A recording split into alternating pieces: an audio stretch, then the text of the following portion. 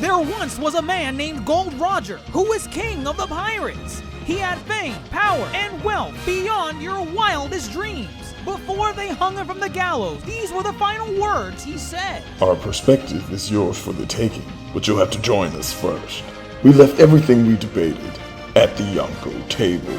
Ever since, pirates from all over the world set sail for the Grand Line, searching for the Yonkō Table, the table that will make their dreams come true. I mean, Up was a good movie. Was it top 10 for me? No. So I think it's fine at 11. But do you know what was top 10? What came in at number 10? What came in at number 10? I'm gonna keep saying. I'm gonna get. Hold on. What's left? Let's see. What's left? We got. I'm gonna keep saying Toy Story 2 because that's out of the ones. You are ridiculous. I swear. Out of the ones that are No, left, no, Toy that's Story lowest 2. on my list. No, it's I'm not. gonna say 3. Toy Story 2 or 3. Monsters Inc. I'm gonna say Toy Story Ratatouille. 3. We're all over. It can't be Ratatouille. It's gonna be Ratatouille. I wonder. I'm Or gonna look back at what Ratatouille, my yeah. number 10 was. Ratatouille. But it is not Ratatouille because that is the best Pixar film to a God. degree. It is instead Turning Red Panda. Oh, Number 10? No. Number 10. I mean, At at least least it made top Do we 10. disagree on I'm- this? Yes. Or what? I'm happy it made Yes. top 10. For I'm being, surprised it made top 10. Yeah. I'm You're surprised. surprised it made top. I'm surprised it didn't make top 5. I Great had, movie. The top 5 are just that much better. I had Turning Red at number 2 on my list. I'm I had gonna see Turning Red what at number Turning Red 4. was. Let me see. I had Turning Red Um, at number 6. Yeah, I had Turning Red at I number had 4. Turning I'm not saying where I had mine. Just I say it. think Just say it. So no. What he's saying is Mr. Bombastic is the reason why it's not higher because the average brought it to number 10. I had Turning Red. I don't have these numbers. Let me see. 1, 2, 3. Did you 4, have it in 5, your 6, top 10? 7, 8. 9, I had on 10, my top 11, 12. 15. It Okay. was God. top 13. Yeah, mine was the 13. It was the 13. I think mine was Oh my around the gosh, same. Why the message, the imagery, the The yes, everything. animation, music, it's a great Four film. Town was Great good. film. Listen, It number wasn't bad. 10. Number 10 is a respectable position. I agree. It deserves to be up above, behind Ratatouille. Yes, it is. It is. It is behind Ratatouille. It's not above Ratatouille. It However, is above Turning Ratatouille. Turning no Red way. is. I give a lot of points to Turning Red, predominantly because I feel it's one of the more inspired Pixar films.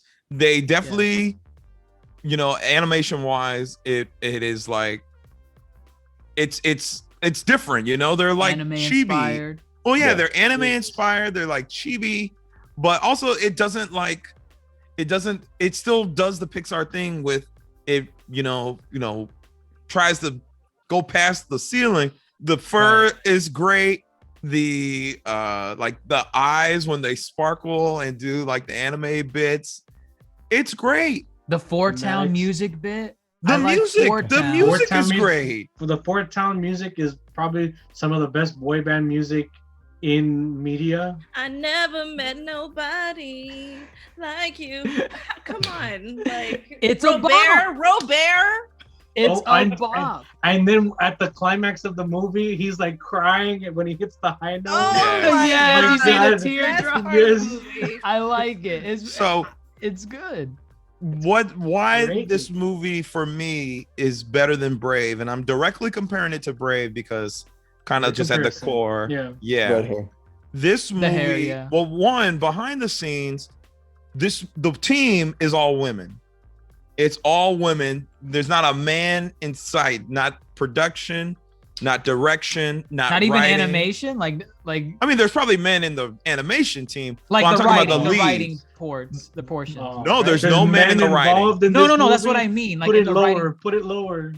Oh, well, by all means, I agree. Well, you're putting it lower because there's no. Is that what he? Because there was Where's the one man diversity? involved in this movie. There was I'm just- one man it's involved. a We need it's- diversity here. It's a passion project. Like Domi Shi, the director, she had an idea what she wanted. She wanted to talk about kind of her upbringing in Toronto, Canada, and tell a story In about 2002. in 2002. And then she also wanted to tell a story about womanhood and how womanhood is viewed from the perspective of a child and from the perspective of, you know, kind of a generational thing tied to Chinese culture, you know? And then at the end, the whole thing with womanhood, and then like all the women kind of supporting each other and trying to get her back in the circle. That would like, wow, that just blew me away. It was yes, beautiful. and it dealt with generational trauma in a way that wasn't so like, in a way that is not normally how it's handled. You know what I mean? Like you had Encanto that was very much like curse all your elders and, you know, smack them and then have an emotional moment and be sad. And in this movie, it kind of like, yes, she still had that moment where she's like, you're wrong, I don't want to do this. But it also, she had this moment of connection with her lineage and her ancestry, and it is great. There's a couple criticisms about this movie. Like there's specifically, like I've heard criticism about its use of African American vernacular English in this movie, and how like they took a lot from, you know, Black culture and put it in this movie, and I have not heard that. I've heard a lot of it, and I've heard the criticisms of like on Twitter that it didn't, because it's in 2002, it did not go into the tragedies of 9/11. Oh my God. Oh, you're right, Dr. I know James. there was 26. It's 26.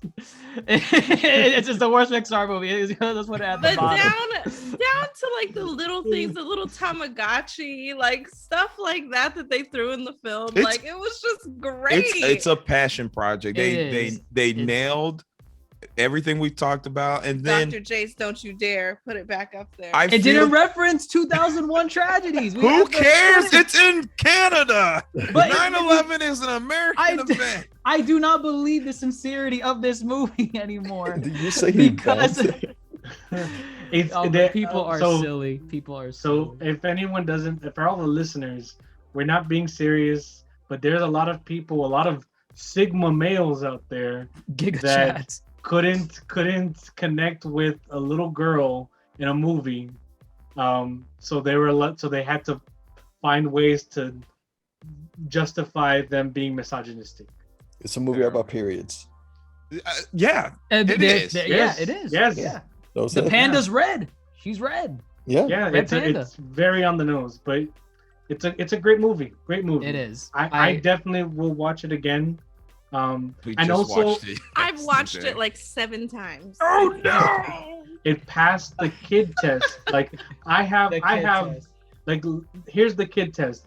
I have what do you call it? A stepdaughter that's like 9-10 years old. If I go out there right now and be like, hey, you want to watch Turning Red? Immediate yes. There is not a like, I'll think about it with some of these other films. No, it's an immediate yes. It does pass the kid test. I have seen it from an elementary perspective, from K through 5. It's one of those films that you can watch it as an adult or as a kid, and it's very enjoyable. Obviously, adults are gonna look more into the message and all of that. Oh, they did. They reached. I don't need my son asking me about a period. I don't need that, Disney. I can watch the Four Town bits as many times and not get tired of it, especially when the family starts chanting and beat with the Four Town. I like that. Yeah, that like the high family note, the high note. Oh god, the high note. I was gonna say dancing. The family singing the Chinese while the Four Town was going. Like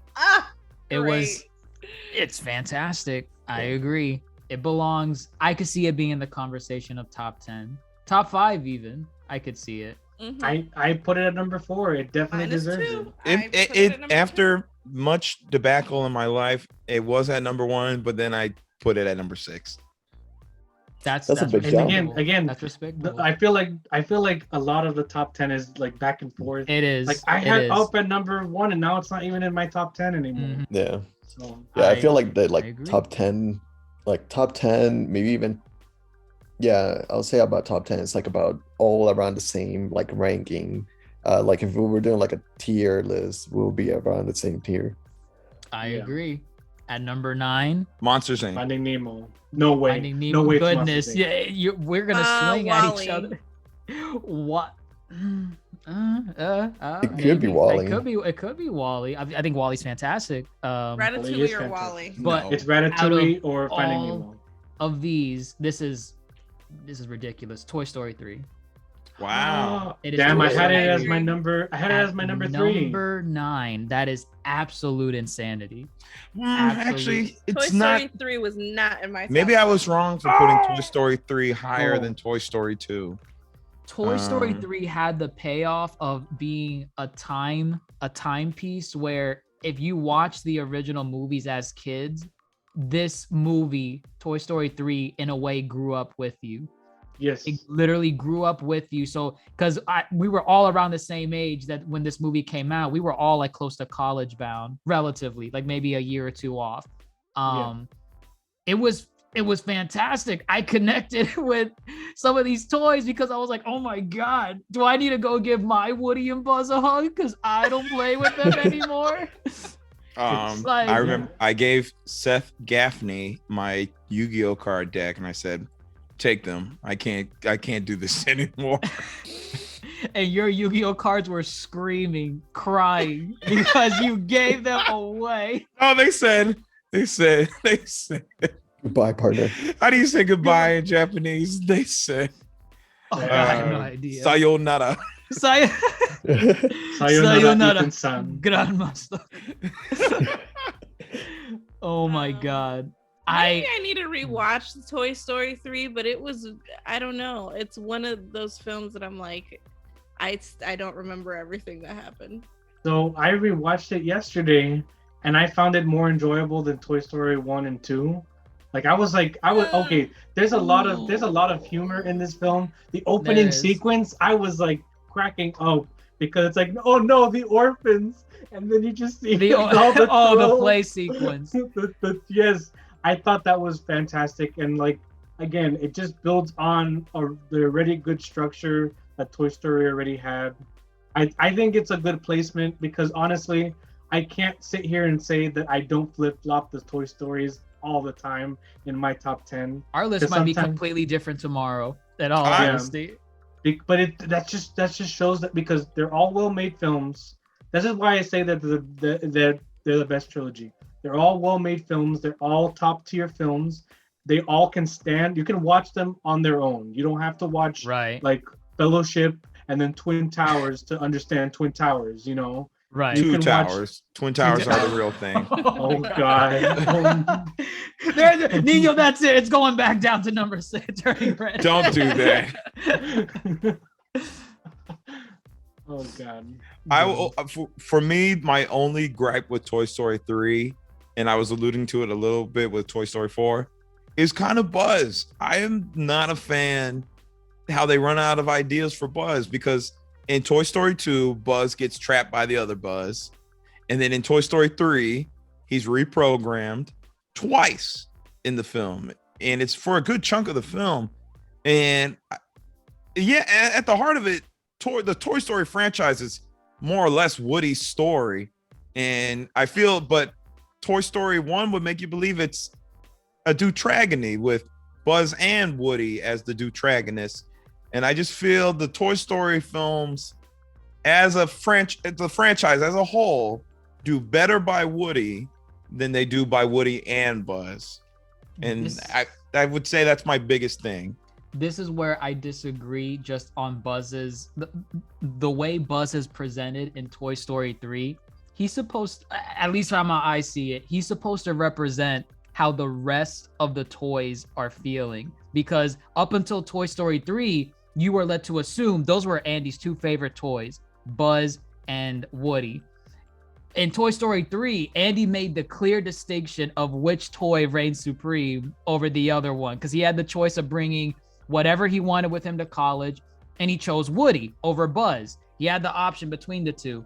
When he puts Buzz back in the trash bag, Buzz's whole thing from that point on, he doesn't know what to do. It's like, Andy doesn't want me anymore. He almost threw us out. The rest of the toys don't stand a chance if they threw Buzz Lightyear a Star Command in the garbage. So the rest of the movie, he's looking out for what's the best interest of the rest of the toys. They want to go to Sunnyside. Woody wants to go back to Andy because Woody's got the best, basically the best package going back to Andy. He's going to stay with him for college. He's going to be in his dorm. He's probably going to see some things during his tenure at whatever college Andy goes to. But I thought Buzz was fine in this movie. I think his whole thing was, let's stay at Sunnyside because this is what's good for all of us, not just Woody, because Woody's the only one getting the good package going back to Andy. You just disregarded the fact that they program reset him. No, okay, but that's like a silly gimmick, like towards what the later half of the movie. That's fine. They just reset him to get that shtick of Buzz Lightyear of Star Command BS into the movie again. I think his character, not the Buzz reset, his character is fine in this movie because he represents what the other toys are feeling getting abandoned by Andy. And also he develops his relationship with Jessie. Like he finally is like, yeah, I really like you. Like right. Some kids would even say, I like you. What do you mean? It's been 10 years. If that romantic stuff wasn't established. It's been 10 years for them, but for us, I mean, it's technically also been 10 years. It was a little over, yeah. But we haven't seen it. That's why it happened in this movie. We needed to see their relationship. We needed to see it. Lotso Hugging Bear up there for irredeemable villains. Right. Okay, irredeemable. What do you mean irredeemable? He's a good villain, but irredeemable. He can't be redeemed. Oh, you're right. He went too far. Also the fire scene. Yes. Also, this film had one of the best Deus Ex Machina. Like it literally took it back to the Greek meaning of Deus Ex Machina, where a literal machine came and grabbed them and saved them. And then it tied back. Like it was not only a Deus Ex Machina, but also it was the claw. It was the payoff, claw. Like the green alien saved them. Yeah. And it made sense. Like in that scene, I honestly was crying. I'm like, they're just dead. They're dead. There's no way. I thought with no room for like assuming what was gonna happen next. I thought this was where they died, in the theater. This is like one of the few Pixar. I think this was the first Pixar movie where like I bawled my eyes out. It really was like I was like, oh, this is gonna be another Toy Story movie. Because I was like, wow. They're going to be smelted and reformed into new toys, and then they're going to meet each other. They're going to reincarnate. They held each other's hand. They accepted their fate for a solid 10 to 15 seconds. Yes. And they were like, listen, at least we're all dying together, and we'll die as a family. And then you just see Buzz holding out his hand to Woody. Like, that was just such a... That's where it's powerful. The heart of the toy, yeah. That's where the heart of the toy... Because they're toys, and you're like, why am I crying over a movie of toys? We really need to do a deep dive on just these films. I think yes, because we don't have. You also gotta think. You also gotta think that many people. Well, actually, I'm pretty sure everybody was thinking that this is gonna be the last movie. Yeah. For a lot, it should have been. Yeah, and for me, it should have been. But what is it? Like knowing that this is the last movie and like that scene starts to go on and you start thinking like, oh, this is how it's going to end. That I teared up as well. I was just like, wait, there's no way that this is going to be the ending. But yeah, I definitely think it's top 10 for sure. It's respectable number 9. And yes. I think it deserves at least that. And let's see what we have left for number 8. This better be Finding Nemo or Ratatouille. Finding Nemo or Ratatouille. Nino, you're gonna. I would have to say Monsters Inc. or Toy Story 2. Or maybe The Incredibles, actually. Toy Story 2 is my favorite. It's Monsters Inc. Oh, that's another one of my favorites. No. Monsters Inc. at number 8. Does not deserve to be here. No, I think it's fine where it is. Grandmaster did this. No, Monsters Inc. for me fell. Oh wow. Oh, let's see. It was number 12 for me. It did not crack my top 10. And when it comes he down did to do it, this. when it comes down The to it, I outlier. find other Pixar films more enjoyable than Monsters Inc. That's for me. That's what it comes down to. You know, it's funny you say that because like I see the merit of Monsters Inc. being in a top 5 for a list. It's just for me, it's not in my top 5. It Like, was Like it's really great. It's a really great film. I can Right. acknowledge that. I just for my personal taste, I don't know. It just misses. It just misses with me for some reason. I think it was 5 for me, for my list, Number because 5. it's Yeah. just one of those films, for me at least. I was obsessed with Monsters Inc. when I was little. I loved Mike Wazowski, all of that. And it's still an enjoyable film as an adult for me to watch. It's still funny. You still laugh at the parts. Mm-hmm. So I really love this movie. I'm gonna say this really briefly, then I'm gonna let everyone else go. When watching Monsters Inc., I remember now as when I was a child watching Monsters Inc., I really was taken out of it as a child when it got very grim and very serious. When Water News threw Mike and Sully through that door and they ended up in the Himalayas, and then Mike and Sully kind of have that that stare down. You know what? It lost me too in that part. As a kid. I was just like, oh this my is- god. I was just kind of like, this is not necessarily kind of fun for me anymore. They're about to kill that girl, the little girl. I was Mike and Sully are not friends. Now I'm watching Sully race down the mountain, and it doesn't look good. It doesn't look like he's getting anywhere towards that village. I think I got really scared watching that, you know? That means it did its job. I mean, yes, its it did its job. job, which is why I appreciate the film. But thinking about it back as a kid, I think that factors into why it is not necessarily high for me. Maybe, I don't know. I Yeah, loved it. I love the whole thing because that's when they're in the Himalayas and they're with The abominable abominable snowman. Yeah. yeah, and then Mike and Sully have that moment of like, I wasn't there I don't for you. matter. I don't matter. Their Um, dialogue exchange was really, really good in that moment. Yeah, Yeah. Billy Crystal and John Goodman do amazing in this film, and they work great off each other. Yeah. They do. They really are Mike and Sully. And I have this as my number 1 film.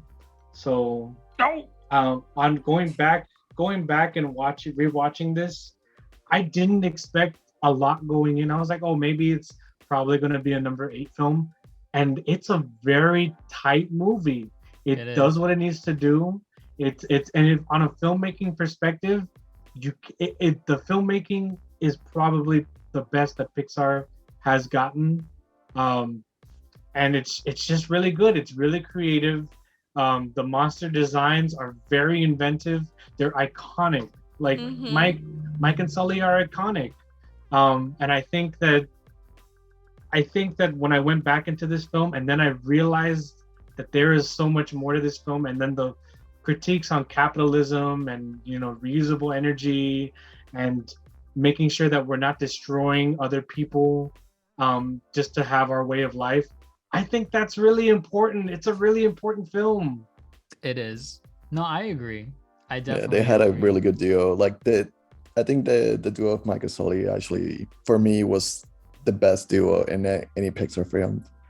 And yeah, the dynamic of like, it was surprisingly emotional. I did not expect it like to be that emotional with Boo at the end.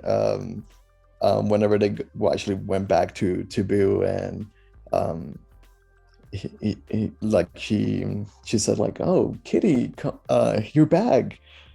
So I was, with all of that, it made me emotional when I first saw it, and then looking back at it as well, it was really good as well. And then Monsters University happened, and it Yeah. ruined everything. They need a. I think- cool. A Monsters Inc. like Disney ride with the doors. That would be cool. Oh, It's but you too wanna late. know something? Surprised they They have should They have done have that the years laugh. ago. They have the laugh floor. Not good enough. the not good laugh enough. floor. But Yeah, but not but good then enough. again, the Disney. Oh, this is another podcast. topic about amusement park and rides, but anyway, I That know would be an why interesting I one. know why they made it a show instead of a ride, because they want to diversify their attractions. Point blank. That's fair. period. Yeah, it's Yeah, yeah. I can see that. Yeah. But yeah, I just feel like, you know what? I feel like Monsters University was so bad and so off base to the original concept of this film that it makes this Yeah. film, it makes people think about this film and think less of it, when it really should be like top 5 at the very least. Monsters University really disrespected this film, and that's why I don't like That- Monsters University. Well, apparently, the show is polarizing too. The Monsters Inc. show. That was a show. Oh, It's on Disney Plus. Monsters at What? Work. Is it Monsters at Work. Yeah, Monsters at Work, yeah. and it Yeah. deals with the laugh stuff. And it's a sequel. It's a Yeah, sequel. it's a sequel. But it's mid. From I mean, I don't know. I haven't I've seen it heard myself. it but- got a season 2 though. oh, Season 2 is okay. coming. Yeah. Let's hope they, fix the problems with season 1. So we have Monsters Inc. at number 8, Lucky number 7. A lot of back and I'm forth. just gonna with say this one. Wally time or for Toy Coco? Story 2. Ratatouille. I swear, if you say something controversial again about any of the remaining Toy Stories, I'm just going off of my list. Ratatouille. it's unfortunate. Nino Ratatouille, for all you know, is number 1. No, it's Ratatouille. It's Wally. Wally. Huh? I think I put Ratatouille I- below Wally. I I put really- Wally above Ratatouille.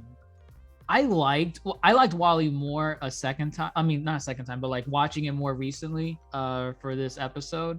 I think Wally's like really well made. This is another Brad Bird film. No. Right? No, it's not. No? It is No, not Wally- a Brad Bird film. So Brad Bird is Incredibles and Ratatouille. Who did Wally is Andrew Stanton, who did Finding Nemo. Oh, why did Yes. I? Oh, wow. Yep. I did Easy, not easy, know. easy mistake. Right. And the Um, story was done by Stanton and Pete Docter. So So Okay. Pete Doctor had his hand in this too. I can- Wally's a Great good movie. film. No, no Really is doubt. a Wally's great definitely show. a good film. Yeah. Um, It's definitely cute. Like, I think the best way I can explain it is just a really, really cute movie that all the kids would definitely like. And You know make what? comments about. A better love story than A Bug's Life. yes. yes, because this is a That's romantic a little plot. thing. It is And a romantic plot. And it also- does it very well, surprisingly.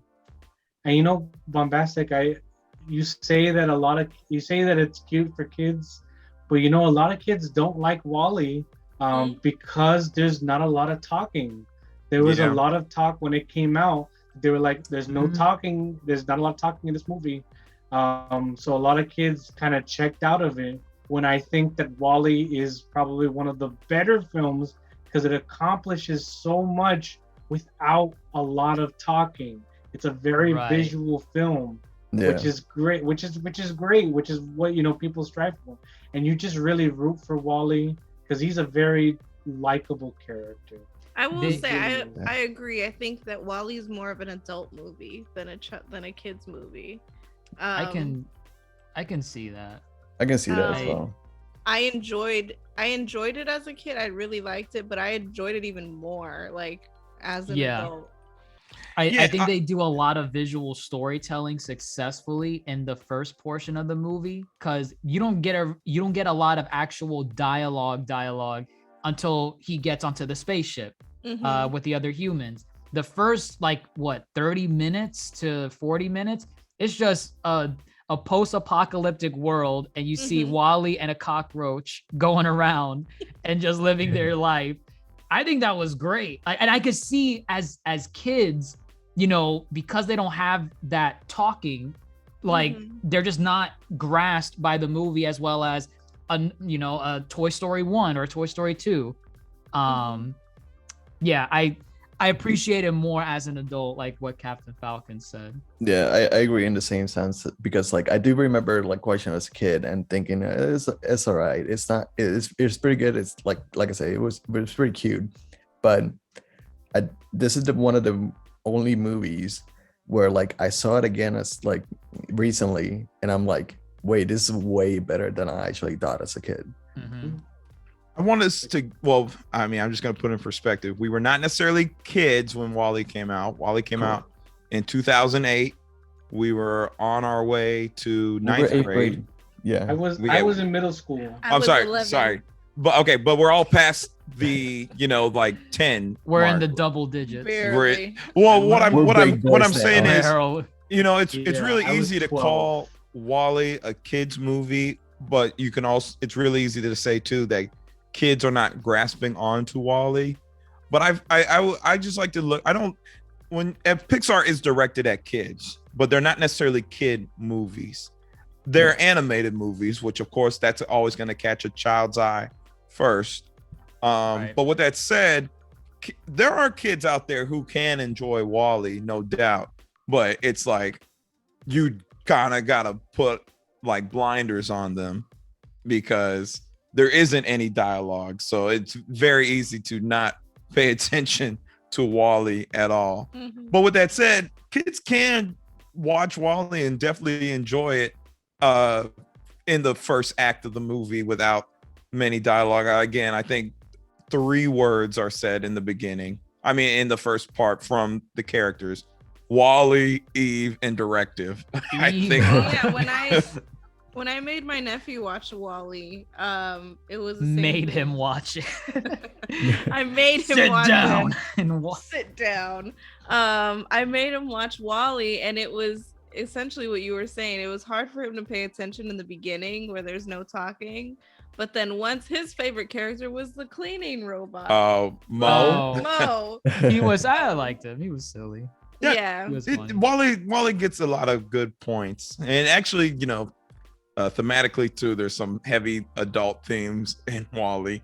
But that's why I say it's just an animation. It's an animated movie. They got elements that adults will appreciate. They got elements kids will appreciate, and you may appreciate the different elements at different points of your life. Yeah. A classic. I've heard people label this as like in their top 3. It's that good. Yeah. Hooper TV, I think, has it as number 1. And I think it's gonna. I think as the years go by, it's just gonna age so much better. Mm-hmm. Because, and I think it already has aged better because from when it first came out, people were like, "This is like the worst Pixar movie," obviously, and now there's so much love for Wall-E. Especially what's going on with the world right now with pollution and everything.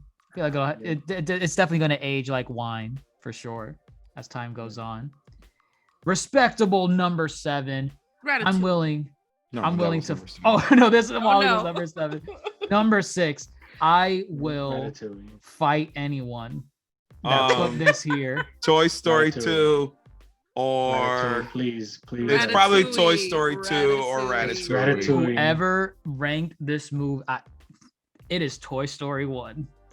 Okay, no, this is problematic. Yes.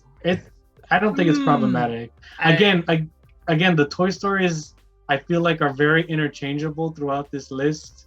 This is in a top 5. I'm sorry. I was number 5 for me. 5. It was number 5 for me. But it also is probably I know that it's the first Pixar film. So I'm just going to say this, and you have to just take it with a grain of salt. It is the worst made Toy Story movie. But also, it was the first ever 3D movie ever. So... Look at Dr. Grace. Listen, my background is specifically Toy Story 1. And that is because, I can just say it right now since we're talking about it. This was my number 1. This was my number 1. And it's not because, like, it's Toy Story or it was the first Pixar movie, therefore it's the best. I consider Toy Story 1, and I said it before in our chat, it is the Citizen Kane of animated movies. And the reason why I say that, for those of you that don't know Citizen Kane is one of those old school, like 1940, 1950 films that is considered almost perfect cinema, or not even almost perfect cinema, because there's not a single frame shot in Citizen Kane that is wasted. Dialogue exchange between characters is purposeful, meaningful, and they don't waste your time. Toy Story, to me is a Citizen Kane, because they were so limited by technology. Like what Nino was saying, it's the first animated film of its time. They were limited by technology, by time constraints. So they could not waste a single piece of dialogue, a single line in this movie, because they're limited by resources. They have to get the point across. You can go to any frame in Toy Story 1 and I could tell you its purpose. I could tell you anything. I swear, I watched this movie God knows how many times. I watched it. When did I watch this? I watched it for the podcast, like maybe a month ago. I was still discovering new things about this movie. New jokes that I didn't get, despite having watched this movie like at least 100 times. To me, that's a masterpiece. What? That's I'm a masterpiece. Picasso. I got You Picasso. Uncultured swine. Or how about I found my moving buddy. You see, there's so many Maybe adult I can get jokes. someone else to watch the sheep tonight. Listen, What are they about to do? Can Woody unzip his pants? listen. No, he cannot. But he has the little string behind him. I'm sure he could do creative stuff I'm with not that. going to say what I want to say. We're not gonna say Let's anything. not get into the complexities. Yeah, I will say though that this movie was iconic. It was. Like that's the best way I can put it. It's iconic for sure. It's To a me- masterpiece, like in all sense.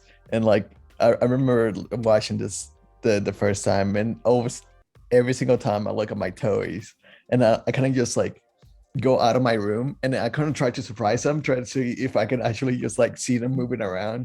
They're all on the floor. Quick, Bombastic is coming.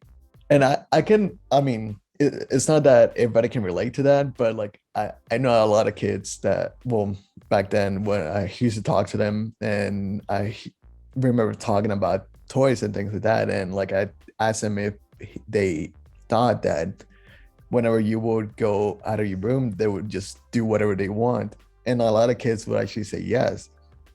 So like I can relate to that in that sense as well. I obviously had a Buddy and was Buddy and Buzz. Buddy and was. Buddy and was. Woody and Buzz toy, clearly, and I still have those toys. But I remember at the time, going to Mr. Bombastic's point, I had an Optimus Prime and a couple Decepticons, and I used to think whenever I would leave the room, they would have a little battle between each other because they hate each other. And I had this thing in my head as a kid where I was like, if I don't equip Optimus Prime with, his laser gun, he's gonna lose the battle when I leave the room. He's gonna be unarmed. I gotta set him up properly. Toy Story did that to me for Transformers, unrelated, franchise. But Toy Story as number 6, too low. It's too low. It's too low. I'm sorry. Toy Story is an iconic movie, and the concept is genius, and all of that. I like Toy Story 2 better. I can see I like the it better. arguments for Toy Story 2. I can see I think what it really comes down to is that I don't like Sid. listen, You're not supposed to like Sid. yeah, you're not supposed to like Sid. Now, You're granted, with that supposed to hate said, him. you could make the argument that Sid is actually very creative and very artistic, and you could make that argument.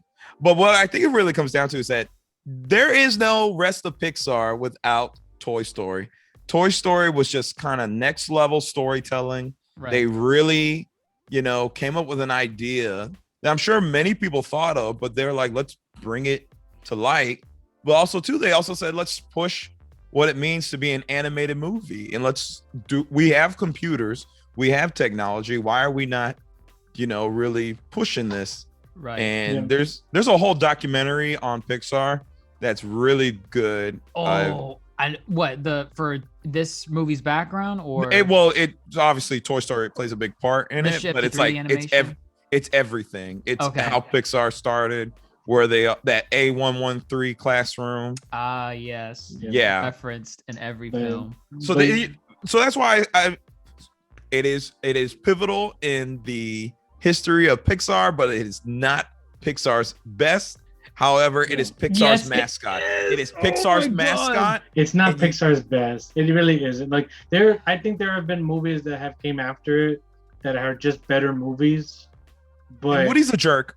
But yes, he is. He's supposed to be. But Actually, funny enough, in the early drafts, he was even more of an ass than Yes. he was in the film. I He was remember like that. almost Like homicidal. unlikable, very unlikable in the early drafts. Yeah, but what do you call it? He was this movie is iconic, will always be iconic.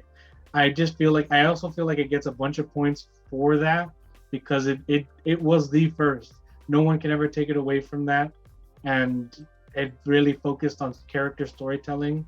And it doesn't have any of the issues. You can tell a lot of the issues that Toy Story had were strictly because it was the first. You know what I mean? You know what's funny? I just realized the box art, the original box art, where it shows Woody distraught and annoyed by Buzz taking the limelight, is in complete opposite from my background, where he's smiling and ecstatic. Both real backgrounds, though. Those are both. But yeah, both real. But like this one, the one from my background is like a later rendition. I think that was like the Blu-ray box art. Yeah. But it goes to show that even Pixar, looking back on it, they were like, yeah, Woody's kind of an ass. Like, let's have him smile being buddy with Buzz in this thing. No one could take it away that it's the first, but I don't think it was their goal for it to be the best. They wanted to do better after Toy Story. So They definitely wanted to set the bar super high, though. I feel like they did. They did. No, they did. Some could even say they went to infinity and beyond. All right, roll credits.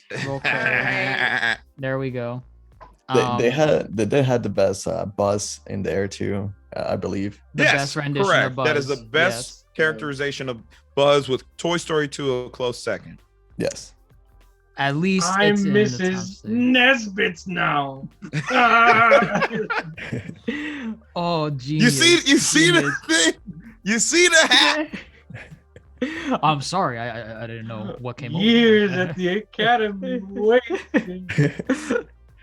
Genius, writing, dialogue, superb. I can't knock it down. My personal number one, but I could see arguments for it being number 6. We're now in the top 5. Top 5 of the Pixar list. Number 5, coming in hot, is Coco. Nino, you Toy got a Story lot of 2. Toy Story 2. Mid-year, we're saving that for last. No, it is. Did no one say it? Coco. Coco. No, It's in the top 5. No, It's in the top No. 5. It's No. I in the don't top- agree with. I don't Alright, agree. I'll be honest. I wish with there were everybody. some people more mad about Toy Story 1 being number 6, but sure, Coco. Let's get mad at Coco. For being I number will 5. be honest with everybody. I did not see Coco. What? What? No, You are the Mr. reason why to we're Mr. dealing Bombastic's with this. point, I did not see Coco until maybe a month ago.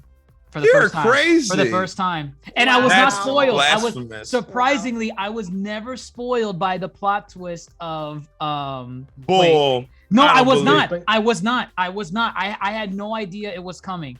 I had no idea of the Wait, plot twist. wait, which one? With The big Hector one. or Him being Ernesto? bad. Him being Him not being Turn. the whoever the oh my god, De La Cruz? Ernesto? being his grandfather. Hector. Yes. Yes, him Hector. being the real grandfather and not the other guy. Was it De La Cruz. De La Cruz. Cruz. Yeah.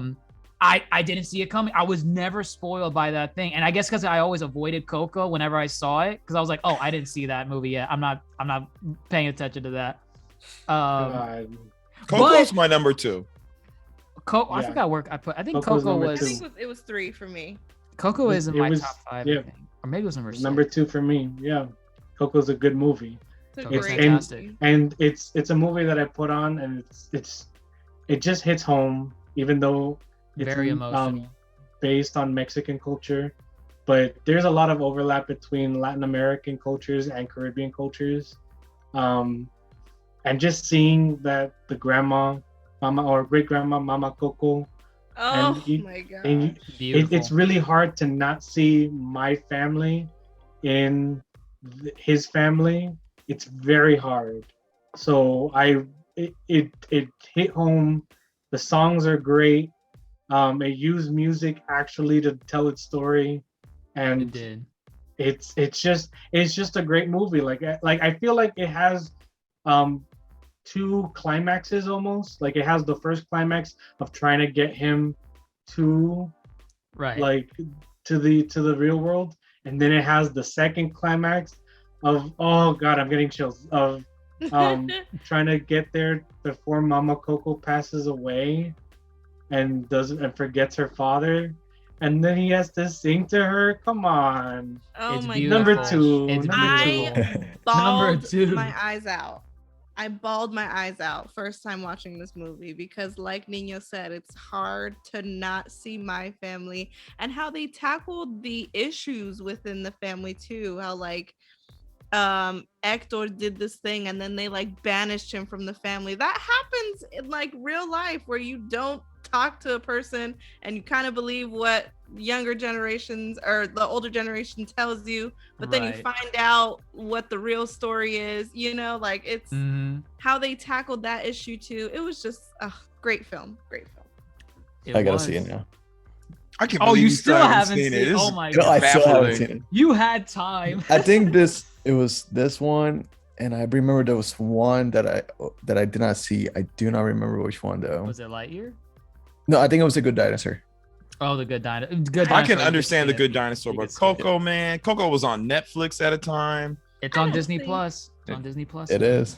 I'll give disagree with- I'll give it a try. Yeah, I I think that's why maybe I might be the outlier on that one. You're the reason why it's number 5. I might be the outlier because Goodness. I had it. I think I had it.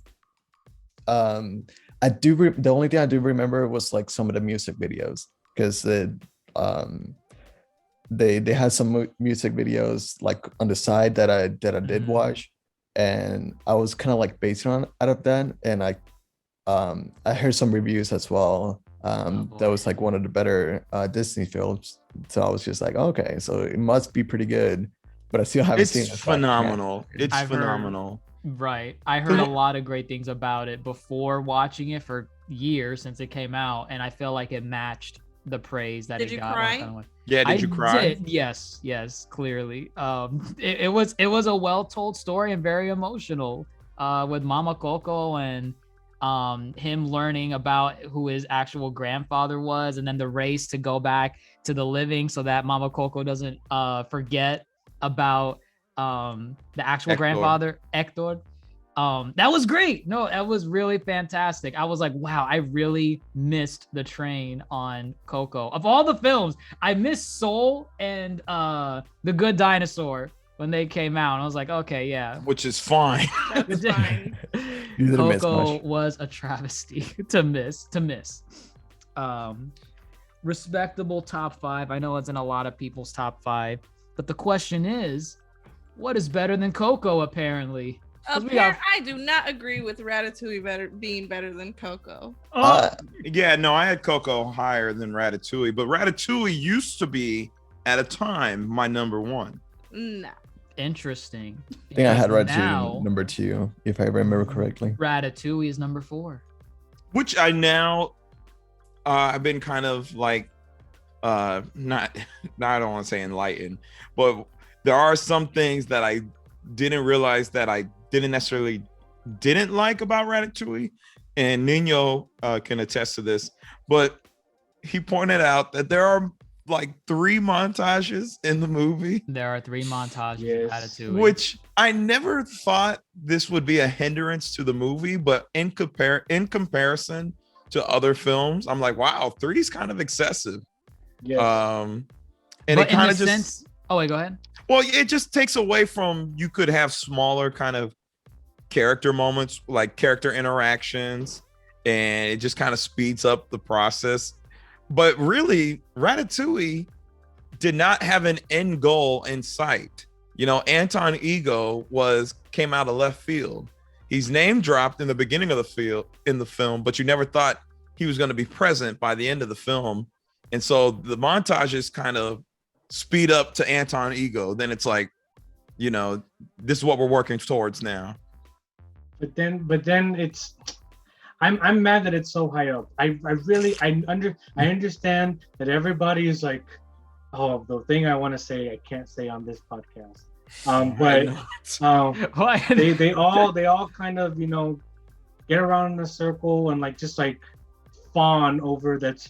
Oh, it's an allegory for Disney. Oh, stop! Not everybody knows that one. I didn't. I praised this movie as high as I did because I think this was like in my either top 5 or top 6, something like that. I didn't know about the Disney allegory until Grandmaster pointed out. That's all people can talk about this film, and maybe I've just been hanging around Grandmaster who. Yes, I've been explaining this allegory to everyone. He explained it to me too. I literally praised the film for what it did right, and Grandmaster sent me a message. But do you know the Disney allegory in this? Did you know? Well, no, I gave him that. Did you know? I was like, you could totally do a did you know on this. But you want to, but you want to know something? Like, yeah, it's nice. It's to me, it's not a great film. It's not. To me, it's a very mid film that has like oh my god, anybody can cook. Oh my god, food. You want to know where I can go get that? I don't know. I'll go to a restaurant and talk to actual people, not a rat in a Pixar film. Stop it! It still works. You can't reach this. It still works. It's a beautiful film. I mean, I like Dr. J said, I had it higher before the big Disney allegory. I feel the Disney allegory makes it like 100 times better. If you really deep, and again, I give you a lukewarm version of that allegory. You need to actually go do the research on your own. But with that said, I thoroughly enjoy Ratatouille. I don't know what it is, but like the final big sequence where all the rats come together to help him out in the kitchen, I love that sequence. It was very, we talk about, how Monsters University is just, the monsters in a normal university. Seeing all those rats cook and they get in like the big dish steamer is visually so creative. Like they're knocking ingredients over because they can't lift them up. And it's cool. Listen. No, it's not cool. You want to know why? Yes, it is. No, I used to work at a pizza place with rats. Hungry House. So did I. And you want to know something? That I'm probably giving away too much here, but that place was so disgusting. We were close to having that kitchen of Ratatouille with all those rats. You didn't put the rats in the steamer. The rats took a shower before they started cooking. Right. Yeah, they were sanitized. Oh my god. They were sanitized. Rats carry diseases.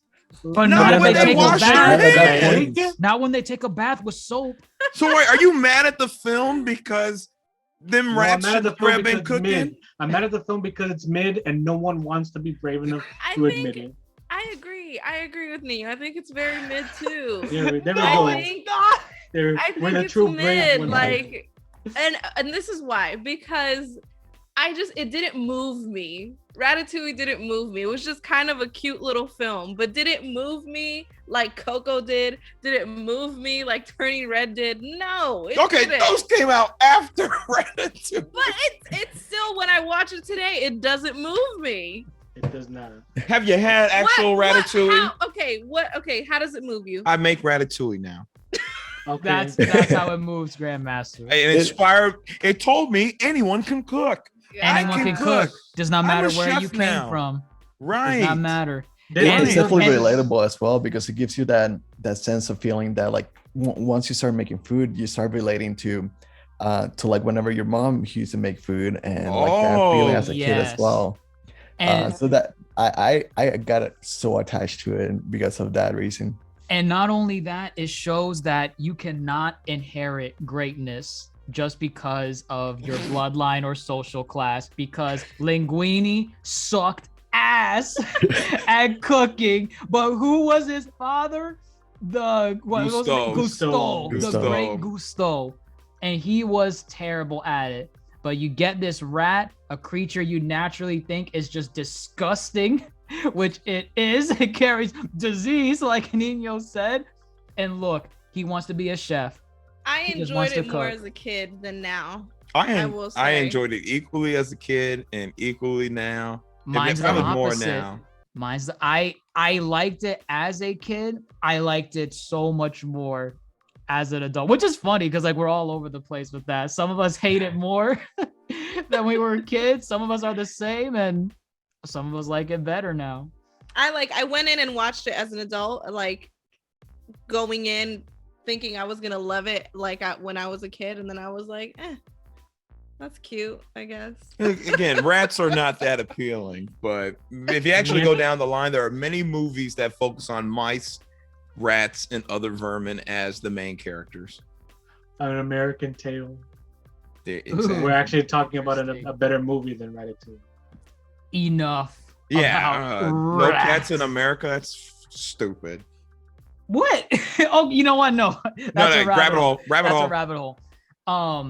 We're gonna throw these three up at the same time because they're the top three. So any takes on what order they come in? Lightyear, saving it for the end. Number again. 1, Finding Nemo. Number 2, Toy Story 2.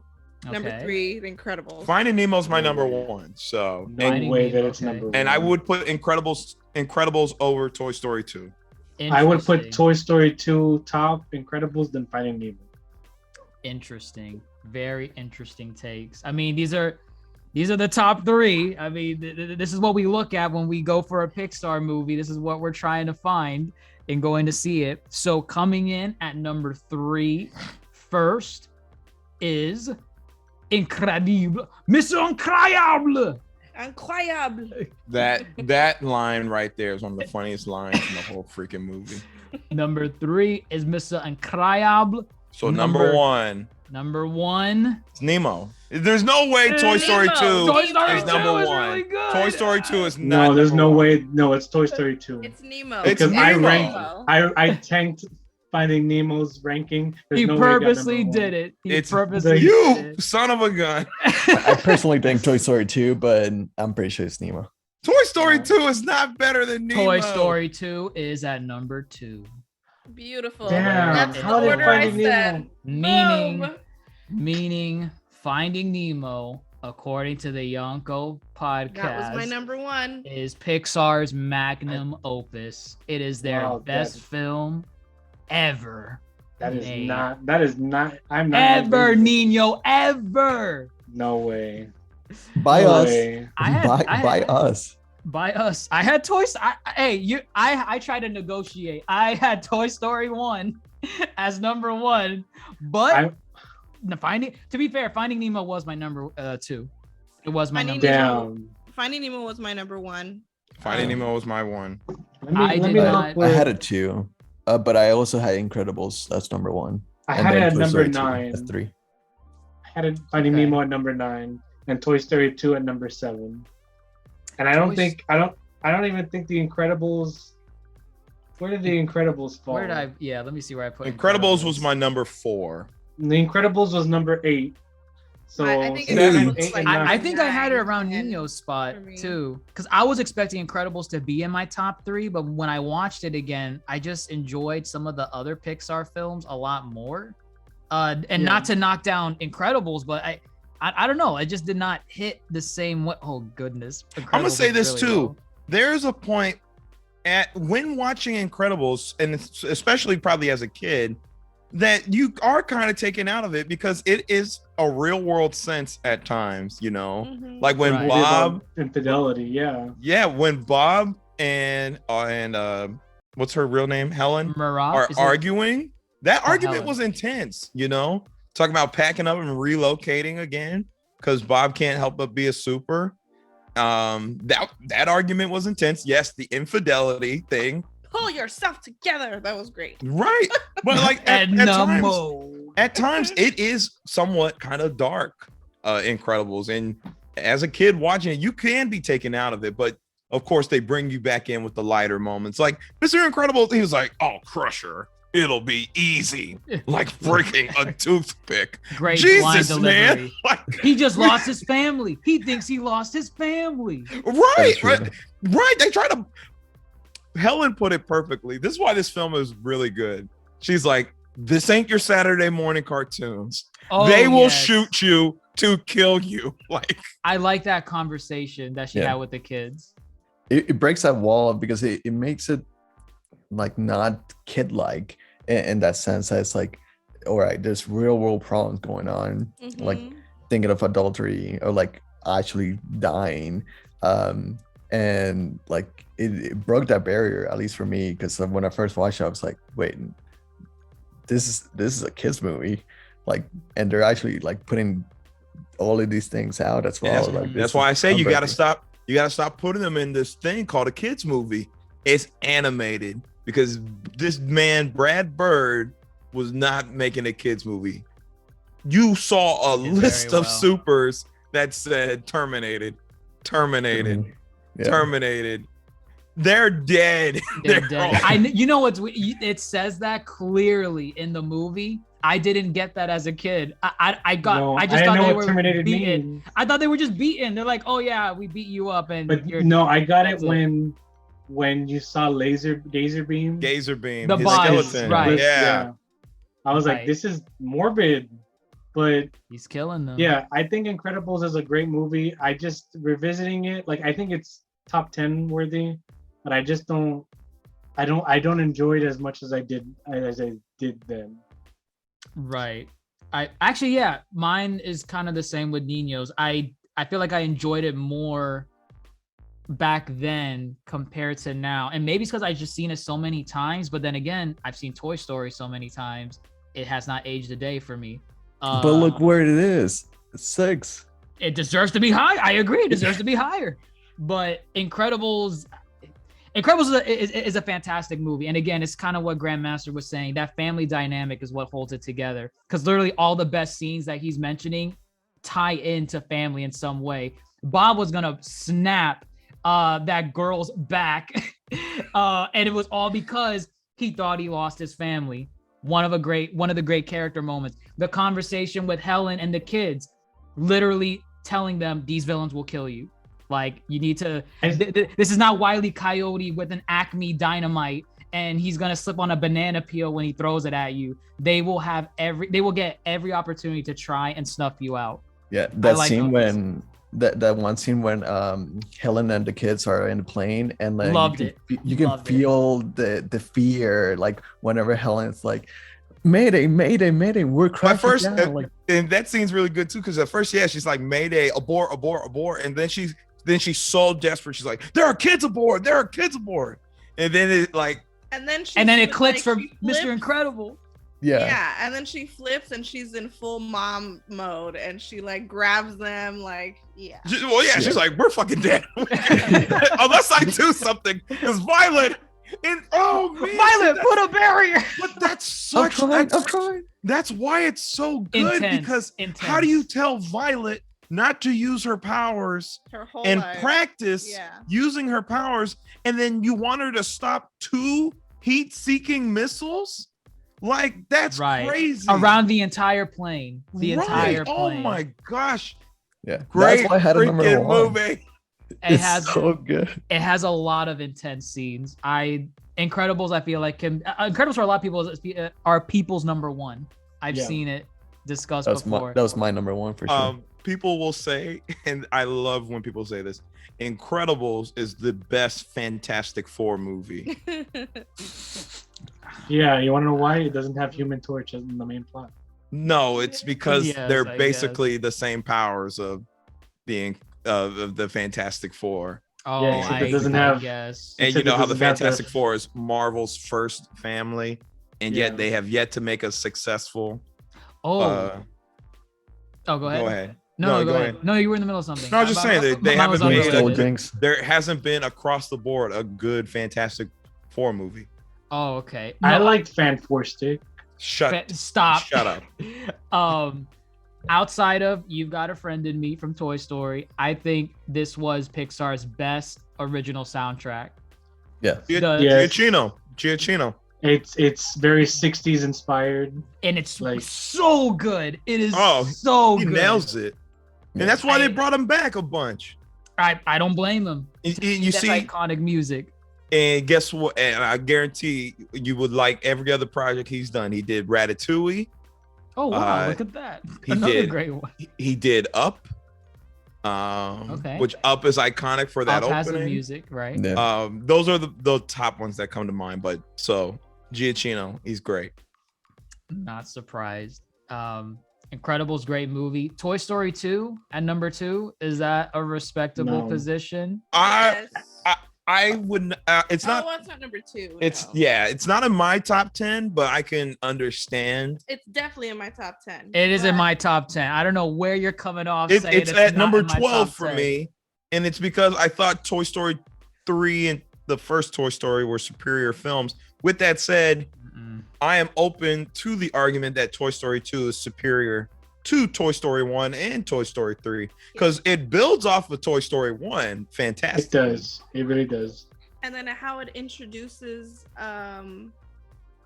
Jesse. Jesse. Jesse, Bullseye. Jesse, Stinky Bullseye. Pete. It's not Stinky just them Pete. introducing some like side character. It's like they gave him a background, a story, how she connects. Like, Well, great, best Toy Story the film. best part bawled. about them is that, you know, Woody's over here like, Space Rangers are the new thing. Here's Woody. He had a whole, once Woody's upon a time, Roundup. Cowboys. Yeah, Woody's Roundup was a thing. Woody was the hot toy. He had a whole universe and he didn't even know, you know? Right. Yeah. No, I agree. Oh, no, you were gonna say something? Yeah, I was just gonna say that. Yeah, I had it as the best Toy Story. Sorry, I had it the best Toy Story movie. I didn't have it that high up, but I did like it a lot. Definitely like really emotional with Jesse. In that sense of feeling that like Woody had like an option to make. It's like I could just be a part of them, and like and going back and forth with like, should I just go back with Andy or like, or I had to get back to Andy, and having that conflict with everybody else in that Roundup toy series. No, I definitely like Toy Story 2 for how it built off of the original for sure. And it did what Finding Dory did a lot better, just because in a way it's kind of the same concept. You take what they did in the original and you reverse the roles in a way, right? Because like Finding Nemo was Finding Nemo, they were going to find Nemo. Finding Dory was they got to go find Dory. In Toy Story 1, it's Woody basically trying to save Buzz and bring him back home. In Toy Story 2, it's it's Buzz trying to save Woody and bring him back home. But there's just so much that, kind of like what Nino said, you can deep dive just the Toy Story films and be there for hours. I feel like us talking about it in the middle of 26 movies is not doing it justice. Yeah, no, it's not. I can quote all of Toy Story 2. I can't quote Toy Story 1. That just shows your obsession. That's just your obsession. But I will say Toy Story 2 does a really good job at letting Woody's story be the emotional aspect of the film, while Buzz's story is the adventure, the comedy, and, you know, the fun. It's the fun bit, you know, watching them cross a street with the cones. Oh my goodness, that was such a funny scene. And how Iconic. they was so good. One of how the they funniest incorporated scenes. like Slinky's character, Mr. Potato Head, like all Yes. of them is like And the then- dinosaur. Like, I don't want to use my head. And then when they get to the Toy Store 2 with the freaking Barbies, The Barbie. Yeah. and then they all are popping, you know, wing. Oh yeah. And Mr. Potato Head, I'm a married spud. I'm I'm a a married married spud. I never got that as a kid. Now I get it. It was just great. Fake Buzz, Emperor Zurg. You got to see Emperor Zurg for the first time. There wasn't one part of that movie that's like not enjoyable. No, Like, Jesse's story is everything- not enjoyable. Yes, it is. It's Yes, very it is. sad. It's emotional. It's sad. emotional. Even when they're like that repairing Woody Oh. scene. The Oh, you know, people have have that scene as like one of those oddly satisfying Yes. like Yeah. moments where like it's comforting. It's comforting to is. see It's comforting. the way the paint goes over like It's the one of the Candy. weirdest things, but it is surprisingly at your breath is taken watching this man clean a cowboy doll. Like, it's fantastic. I love Great. it. It's hilarious. And then number 1, Finding Nemo. wait, so who had it at number 1? You did not. I did not. I had Toy Story 1, respectively. You at had number Finding 1. Nemo? I had Finding Nemo. I had Finding Nemo, Mr. Bombastic, I had that too. and I Finding know Nemo was number 2 for me. Yeah. Nino had Monsters Inc. as his number 1. Crazy, I know. And the audacity, but How Right. dare he? how dare you? I think Finding Nemo can be a respectable number 1. I mean, I can see it too. I'm okay with that. It's a fantastic adventure film. And it feels like one because they go, like, you take a character like Marlin, who after that tragedy he experienced doesn't want to do anything outside of his life except, care for his son. But in the same sense, he's kind of just sheltering him from the outside world, to then go on this adventure that's absolutely crazy. Like, I went back and counted the number of things that he encountered is absolutely ridiculous. Like, everything he experienced in Finding Nemo really felt like an adventure film. And then I forgot who was saying it earlier. You had a good B plot with Nemo. Yes, that was me. Right. With the other aquatic friends. Yes. That was fantastic. It was great. It was great. Darla. Darla. Darla. My niece, Darla. She's coming I- over to get the fish. I think All right, what quick. happens is Finding Nemo really took notes from Toy Story, Bugs Life, and Monsters Inc. Incredibles came out the year after. So what Right. you have a fun duo. You got Marlin and Dory. They were easily fun to watch and engage with. Yeah. Right. They added the adventure aspect where they're like traveling, similar to, Toy Story 2 was an adventure film, A Bug's Life for a bit. And then there was a world building. They literally built a world that is, and it's crazy because that world is the ocean, something that's so vast and so endless. They were able to make a world from it. You had the jellyfish trench, don't go over, go under.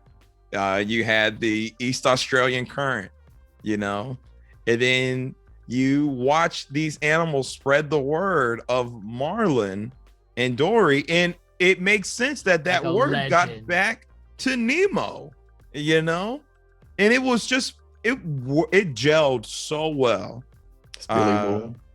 Yeah, and then just the ending itself is very satisfying because Nino, as you know, Nino and I just watched Finding Nemo like 2 weeks ago. What was the deal with that? Like, had you never seen it before? Or Because like, Hooper TV and I were talking praise on Finding Nemo, and he said he didn't see it, and so he's did like, not see the praise or did not see the movie? he did not understand the praise, so he's like, I need to sit down and watch it with you. Now, with that said, he came out singing praise to Finding Nemo, and I did too, because there are things I didn't realize before too. But basically, how Marlin treated Dory at various points of their journey mirrors how he treats Nemo.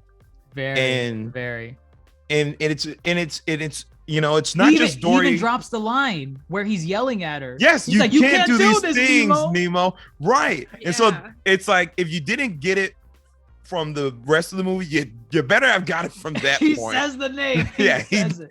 But like every instance, everything that Marlin and Dory goes through tackles issue that Marlin has. Mhm. Right. For example, Dory teaches him just keep swimming. You can't let the past hold you, anchor you. You have to keep swimming. Just keep swimming, And that's his whole thing. He can't let go of the tragedy. But then you have a scene with like the trenches, the jellyfish. He has to learn to trust. And in that Right. instance, he learned that he should have trusted Dory, Same and thing then- with the whale scene.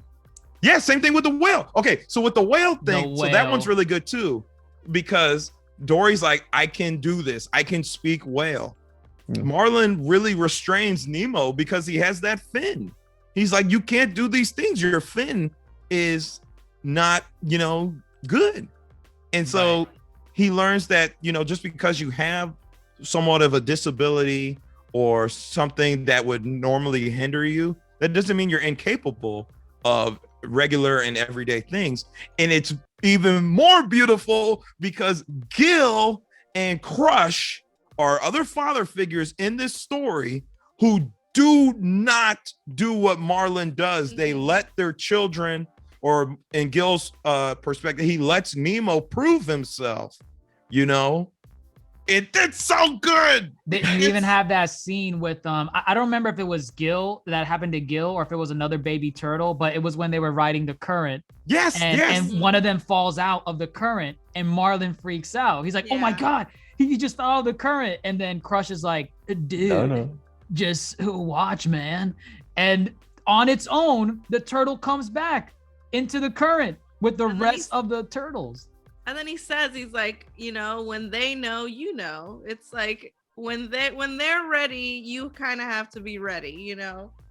Exactly. This is a good number one. I think Finding Nemo deserves its own, like it could have a whole podcast. Oh yeah, we could do a Finding Nemo tier list. We could do a whole retro piece. So there's S tier, Toy Story, and then Finding Nemo. Yeah, with just all the different aspects, you know, and like great things about this film. It's layered. It's timeless. Like I can watch this movie and still enjoy it like how I watched it when I was younger, and I can watch it over and over and over again. Right. And it's still a great movie. It is. While it was not my number one, I can respectably say, yeah. Where did you have it? I had it at number 2. Oh, okay. It was inferior to the GOAT Toy Story, but okay, I guess it can be number 1. It had everything that you kind of wanted, like on a Pixar film. You had like you had the score that was really good. All the characters were actually likable, which was like surprisingly, because not many movie actually had like almost every single character likable.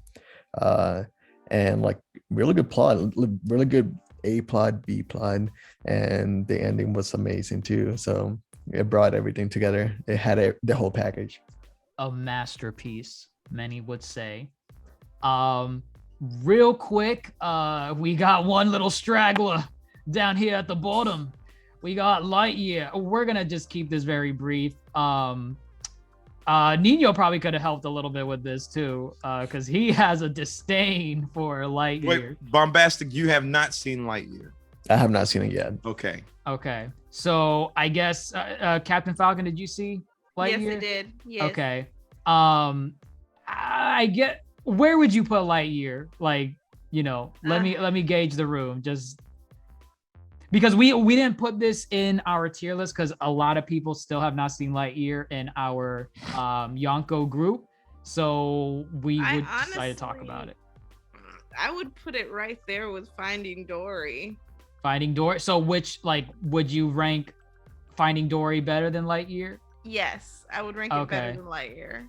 Okay. It was missing a lot of things for me. Like it was kind of that expectation. You shouldn't go into a film with expectations, but it was like, wow, we're gonna get Buzz's story. We're gonna get a little bit of that nostalgia from the films, and we didn't. Yeah, you know? I kind of want to put it there too. Grandmaster. What was it, overhyped? I wouldn't honestly even say overhyped. Yeah, it was just like, it was just an expectation. This is a Toy Story. It's not a Toy Story film, but it's something that shares the name with characters from that franchise. So because of that, because Toy Story is like Pixar's like baby, that's their mascot. I expected their bread and butter. I expected a level of quality with Lightyear that I didn't get. And yeah, I feel they did not overhype it. I think they were, as Dr. Chase was saying, they were kind of letting it sell itself, because, you know, there's no way Lightyear will never not be talked in the same conversation without Toy Story. You know, if you're going to talk all Toy Story, you're going to talk Lightyear. So they honestly, I think they let the title itself be its own hype. So with that said, it's just based on, you know, people's own expectations. and it fell flat for a lot of people. Where would you? Oh, go ahead. Oh, where would I put it? I probably put it, and again, I'm talking about just overall enjoyment. Part of my enjoyment is originality, you know, and I know it's not an original idea, but I wanted to see what they would do with it, especially since, as we discussed in our Lightyear podcast, they had the Buzz Lightyear TV show, which was a really good TV show. Right. And the it was fact not that anything like it, right? no, they did kind of copy and paste a little bit from the pilot episode, the movie Buzz Lightyear Star Command, but that was honestly a better film, and that thing was only an hour. This thing's dang near a 2-hour film. And 40 minutes. Right. I'm going to put it probably right above Soul, but not above Soul. If we're adjusting it to this list, I would probably put it between Soul and Incredibles 2, because I did enjoy the performances of Chris Evans. Did a good job. Uzo Adobu from Orange is the New Black fame, she did great. Kiki was cool. Taika was cool, but like performances were not enough. It wasn't enough.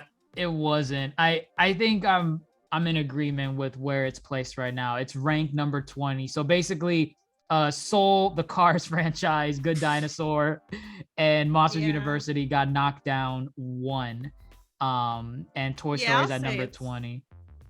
Incredibles 2 is better than I definitely enjoyed Incredibles 2 more Finding than Dory. Yeah, easily. And it's a shame. I mean, you guys are missing much if you haven't seen Lightyear yet.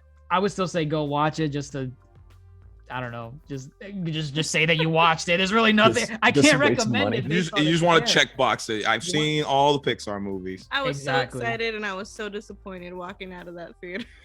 It's a shame. It's really a shame. And I feel like Nino would likely put it. Well, Nino might put it at the bottom, honestly, the more I think about it. He really does not like it.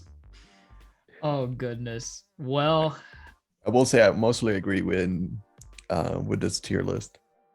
Like quickly going through it: 26 Cars 3, 25 Cars 2, 24 Good Dinosaur, 23 Monsters University, 22 Cars, 21 Soul, 20 Lightyear, just where it belongs, 19 Incredibles 2, 18 Finding Dory, 17 Onward, 16 A Bug's Life, 15 Brave, 14 Toy Story 4, 13 Inside Out, 12 Luca, 11 Up. And then once we get into the top 10, we got 10 Turning Red, 9 is Toy Story 3, 8 is Monsters Inc., 7 is WALL-E, 6 for some reason is Toy Story, but whatever.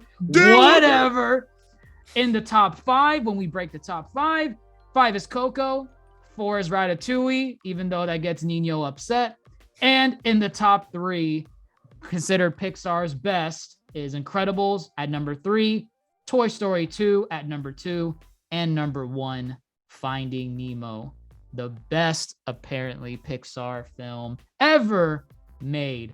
We have our disagreements among how these films should be ranked, but that is the glory with a lot of these tier and ranking lists. You can argue all day on which one was better. And we'll probably revisit this list again once more Pixar films come out.